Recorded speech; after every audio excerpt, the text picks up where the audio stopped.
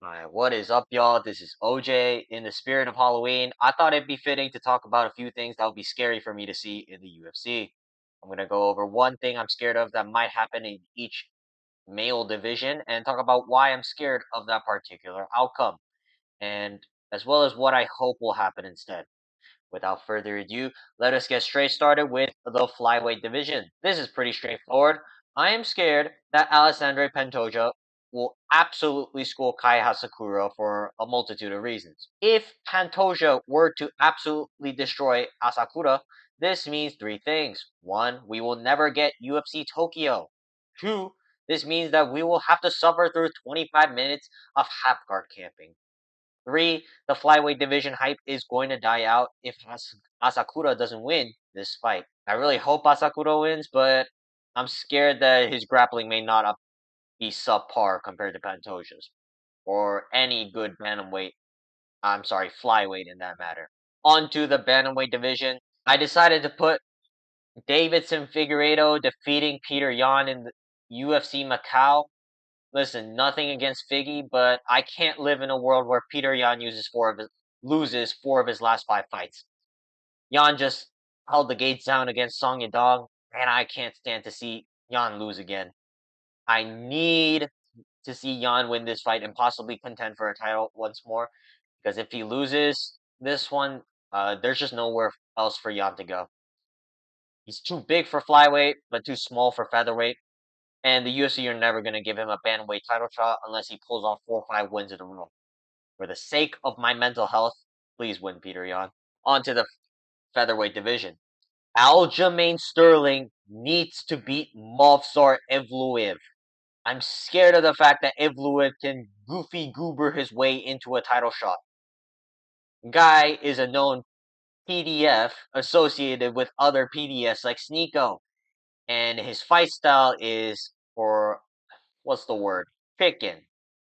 The only reason Evloev beat Arnold Allen is because Mark Goddard doesn't know what illegal knees to grounded opponents actually are. You can see Arnold Allen lifting Evloev's arm prior to kneeing him in the face, but Evloev, because he's a complete pussy, is trying to post his arm back onto the floor in order to bait out an illegal knee, rather than trying to stop Allen from kneeing him in the face. The fact that Evloev can be considered for a title shot scares me to no end. And honestly, if he wins the belt, I might just not never watch a UFC fight ever again. Yeah, on to the next one for lightweight. This one, I think a lot of people share the same opinion I do. I need Charles Oliveira to beat Michael Chandler again. Logically, Oliveira should win either KO or sub. They fought a few years ago, and Oliveira knocked him out to earn the lightweight title. And it's clear that Oliveira's a better fighter than Chandler. But I get this feeling Chandler can fluke a knockout against Oliveira. Oliveira's taken a lot of damage after his first fight with Chandler, and Oliveira's also getting older. I'm not too worried though because those same things also apply to Chandler.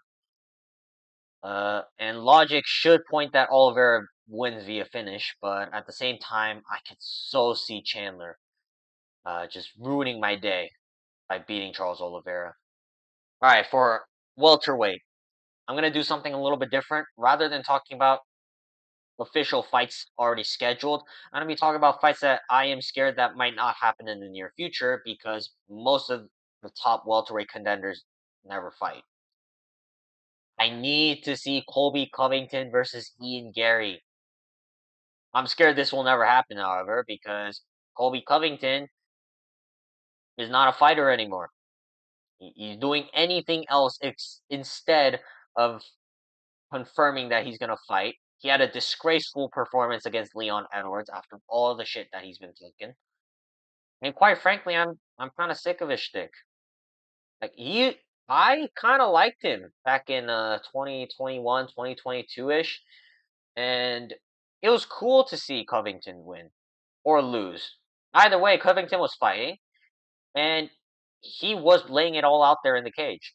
But fast forward to when he fought Leon Edwards, yeah, it's clear that Covington's not a fighter anymore, um, which is so sad to see because I thought that he could beat Ian Gary, And I'm not really sold on Gary, to be honest, but I don't think Covington's gonna fight him. And even if they do, at this point, I'm gonna favor Gary just because of the activity. But I would still really love to see the fight or at least the press conference.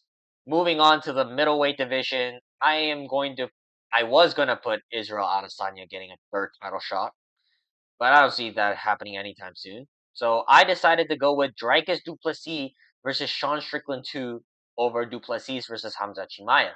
Now, I was a guy who used to preach that DDP was robbed. I'm sorry, Strickland was robbed in his fight with DDP, and I still believe that to this day. The only difference between me a few months ago and me now, however, is that I don't care to see Sean Strickland fight over Hamza Chimaev at this point. I want to see a fresh matchup at middleweight because there are so many contenders that deserve a title shot at the moment, and I want to see a matchup that, quite frankly, isn't the same thing of a jab and a teep. I mean, sure, you could say that for Hamza, but at least Hamza is actively trying to put Samoa away and not like Sean Strickland, like doing whatever this iCarly boxing is. Like, I don't want to see it anymore. But the UFC does like to disappoint the majority of the fan base, so I could totally see the UFC scheduling DDP versus Strickland 2 over DDP versus Hamza. All right, moving on to the light heavyweight division. Now, this is an opinion that many of you will not share, but I'm scared to see that Alex Pereira versus Ankalaev might not happen. All right, let me explain. If Pereira were to move up to heavyweight, I need to know that he is capable of defending at least one or two takedowns. Let's be honest, if Pereira were to move up to heavyweight, he is most likely going to fight Tom Aspinall. And even if he does fight John Jones, it's still going to be the same thing. Can Pereira defend the takedown? If he doesn't fight Magomed Ankalaev, I have no faith in Pereira possibly becoming the first triple champion. There's just no point because up till now, Pereira has never fought anybody who can set up a reliable takedown. Now, it should be noted that I can so see Ankalaev actually trying to strike with Pereira for the first 5 rounds. But still, Ankalaev's the only person Pereira's going to face that has capable grappling. I know he fought Jan Blachowicz, but Jan Blachowicz is nowhere near the grappler of Magomed Ankalaev. So I need to see that fight happen. N- Not particularly because I don't want to see Pereira win. Rather, I need to confirm that Pereira has some sort of capability on the ground instead of just 2-on-1 wrist control. I need to see this fight happen. And if it does and Pereira wins, I might be more comfortable with him fighting an Aspinall or a Jones. Last but not least for the heavyweight division, I am scared that John Jones is going to beat Stipe Miocic.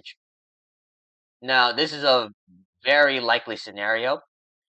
Stipe Miocic has not fought in 4 years. Everyone here knows that Jones is not going to fight Tom Aspinall, and if Jones wins, that tells me that God doesn't really care about the deeds of good Samaritans. A drug addict who cheated his whole career with PEDs and repeatedly finds himself in violent altercations with women, let's just say, should not be blessed with a luxurious career. I don't want to see John Jones win, not because I hate on greatness. I just think he's a horrible person, and I think he should not have to leave the sport without having to face some sort of repercussions for his actions. But fortunately, I don't think that's going to happen with Miocic. Again, Miocic is 41 years old, coming off a 4-year layoff, and the only person who's probably capable of feeding Jones will probably not fight him after this.